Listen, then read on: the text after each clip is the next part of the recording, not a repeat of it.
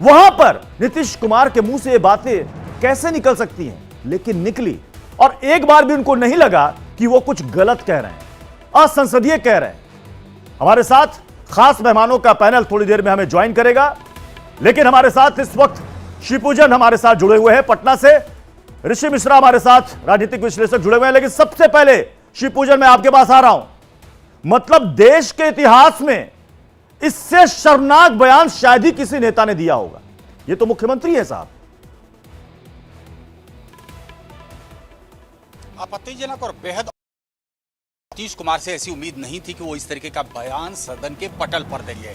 इसी बाबत विपक्ष हमलावर है और विपक्ष लगातार यह कह रहा है कि नीतीश कुमार की उम्र हो गई है, कहीं ना कहीं उनको भूलने की बीमारी है, और इसी बाबत नीतीश कुमार इस तरीके की अनर्गल बातें कर रहे हैं। गौरतलब है प्रत्युष कि अभी से 2-3 दिन पहले ही अशोक चौधरी के पिताजी के पुण्यतिथि पे गए थे। वहां पर पिताजी की तस्वीर पर फूल चढ़ाने के बजाय इन्होंने अशोक चौधरी के ऊपर ही फूल चढ़ा दिया था। वहां पर भी ये बातें खुल करके सामने आ रही थी कि क्या नीतीश कुमार अब भूलने लगे हैं। लेकिन नीतीश के जो सहयोगी हैं, जो उनके साथ हैं, वो इस मामले में कुछ भी बोलने से बच रहे हैं। भाजपा हमलावर है, लेकिन मेरी जानकारी के मुताबिक भाजपा पूरी रणनीति तैयार कर रही है, जिस रणनीति के तहत नीतीश कुमार को आने वाले वक्त में भाजपा घेरने की कोशिश करेगी। आज महिलाओं की तरफ से खास तौर से काफी तीखी प्रतिक्रिया आई नीतीश कुमार के इस बयान को लेकर।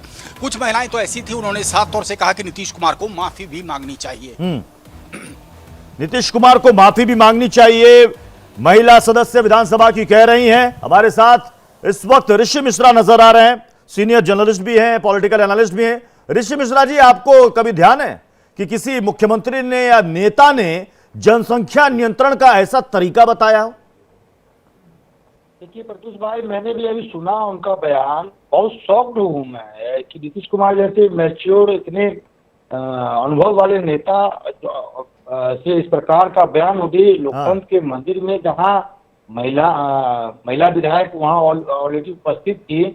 इस प्रकार का बयान नीतीश कुमार का कई डिकेड का राजनीतिक अनुभव और इस प्रकार का अनपार्लियामेंट्री शब्द, ठीक है, तो ये कहीं ना कहीं मुझे लग रहा है कि यदि आप मुझसे पूछें तो मैं समझता हूँ 3-4 डिकेड के राजनीतिक यदि पूरे हिस्ट्री को देखेंगे तो इससे अधिक शर्मनाक बयान मैंने आज तक नहीं सुना। नहीं, नीतीश कुमार की ऐसे मतलब इसे आप शर्मनाक कहिएगा तो मुझे लगता है कि शर्मनाक शब्द भी छोटा पड़ जाएगा। अनामिका सिंह, बीजेपी की अनामिका सिंह जी, आवाज जा रही है?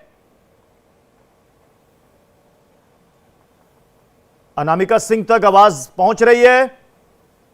पीसीआर ठीक करवाइए, तभी मैं कनेक्ट हो पाऊंगा। दानिश कुरैशी, आवाज जा रही है? दानिश कुरैशी, आप तक आ रही है। दानिश कुरैशी, नीतीश कुमार का बयान आपने सुना या नहीं सुना?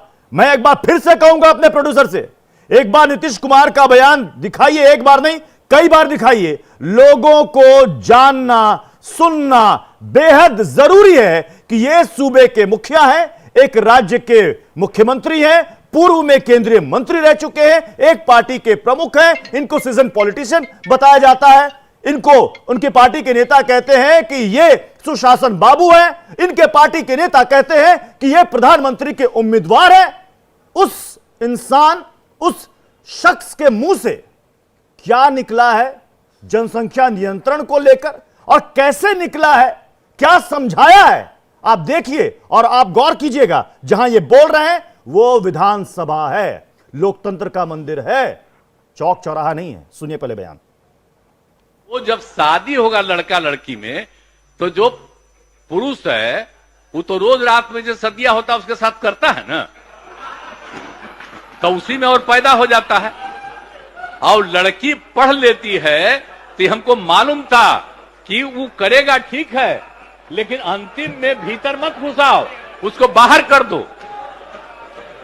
करता तो है, तो उसी में अब समझ लीजिए संख्या घट रही है। अब आप जान लीजिए कि जो संख्या थी पहले, आप पत्रकार लोग भी ठीक से समझिए मेरा बतवा को, याद करिए। दानिश कुरैशी, मैं अनामिका सिंह आपके पास आ रहा हूं, शायद आवाज आप तक नहीं पहुंच पा रही है। दानिश कुरैशी, क्या कहेंगे इस बयान को आप? देखिए, मुझे लगता है कि जिस प्रकार की राजनीति का इस्तेमाल किया, जिन शब्दों का मतलब, ये शब्द बिल्कुल ठीक नहीं है। न सिर्फ सदन के पटल पे, मैं तो ये कह रहा हूं कि क्या किसी सामाजिक जगह पर जाकर या उनके समाज में किसी बहन बेटी के ब्याह में जाकर इस तरीके की भाषा का कोई प्रयोग कर सकता है? मुझे नहीं लगता कि कोई कर सकता है। और मुझे लगता है कि कहीं ना कहीं तो इस मामले को लेकर संज्ञान लेने की जरूरत है। इस तरीके की भाषा का इस्तेमाल जो नीतीश कुमार ने उस पे किया, सदन के पटल पे किया है, मुझे लगता है कि ये निंदनीय से भी कहीं बहुत ज्यादा है। इन चीजों को मतलब संज्ञान में लेने की जरूरत है कि आखिरकार किस तरीके की भाषा का उपयोग करने लग गए हैं दुशासन बाबू। जी, तो ये दानिश कुरैशी, अगर ये नीतीश कुमार की तरफ से, जेडीयू की तरफ से ये दलील दी जाए कि भाई इससे आसान शब्द में उससे समझाया नहीं जा सकता था कि महिलाएं पढ़ी लिखी होंगी तो जनसंख्या नियंत्रण होगा, क्या यह तरीका है फिर समझाने का मुख्यमंत्री का? अरे ये क्या तरीका है? मतलब ये कैसे तरीका हो सकता है प्रत्युष? मेरी तो ये समझ में नहीं आता। देखिए, समझाने के लिए मैं आपको बताऊं, सवाल ये है कि एजुकेशन, स्कूल एजुकेशन के ऊपर भी तमाम पूरा देश की सरकारें, राज्य की सरकारें अलग अलग तरीके से काम कर रही हैं, कोशिश भी कर रहे हैं। तो क्या ये तरीका है? आप मुझे बताइए, ये तरीका है? अनामिका सिंह भी हमारे साथ जुड़ी हुई हैं, बिहार बीजेपी की प्रवक्ता हैं। अनामिका जी, क्या कहेंगे इस बयान को? मैं तो कह रहा हूं कि शर्मनाक शब्द भी छोटा पड़ जाए इस बयान के सामने। आप मुझे उसे रिपीट करें, आपका ऑडियो तब तक मुझे सुनाई नहीं दिया था। मैं ये जानना चाह रहा हूं कि जो नीतीश कुमार ने कहा है विधानसभा के अंदर, जो बयान दिया है जनसंख्या नियंत्रण के तरीके को लेकर, आप उस बयान को क्या कहेंगी? शर्मनाक, घटिया, क्या कहेंगी आप?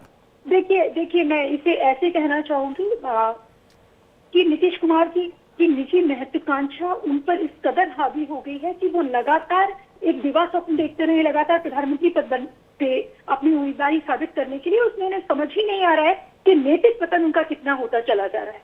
उम्र के इस पड़ाव पर जब वो एक अनुभवी राजनेता है और लंबे समय से मुख्यमंत्री रहे बिहार जैसे बड़े, वो बिहार जहाँ सबसे ज्यादा बुद्धिजीवी लोग होते हैं, सबसे ज्यादा लोग IAS बनते हैं, PCS बनते हैं और साइंटिस्ट बनते हैं, और जिस तरह का बयान उन्होंने यहाँ दिया है, अगर कब से देखते आएंगे तो धीरे धीरे ये पता चलता है कि उन्होंने अपनी निजी महत्वाकांक्षा में खुद का कितना ज्यादा नैतिक पतन कर लिया है। इस तरह के बयान को कोई भी सुनना और देखना पसंद नहीं करेगा, और बिहार के सूबे की महिलाएं तो बिल्कुल पसंद नहीं करेंगी। क्या इस बयान के लिए माफी की मांग की जाएगी? जी बिल्कुल, माफी की मांग। और मुझे तो लगता है उन्हें खुद ही इस बात के लिए इतना प्रायश्चित होना चाहिए, आत्मग्लानि होना चाहिए, क्यों किस स्तर पर पहुंच गए हैं, वो क्यों इस तरह की बातें करें। क्या जातीय हिंसा कराने से, नरसंहार जो जातीय होते रहे बिहार में, और फिर जातीय सर्वे कराकर अगर एक पिछड़ा, पिछड़े को अति पिछड़ा और महापिछड़ा में बांटने से उन्हें संतोष नहीं हुआ है? क्या किशनगंज में पाकिस्तान जिंदाबाद के नारे लगने से उन्हें संतोष नहीं होता है? क्या हमास के समर्थन में खड़े हुए बिहार में लोग पाए जाते हैं, उन्हें इस बात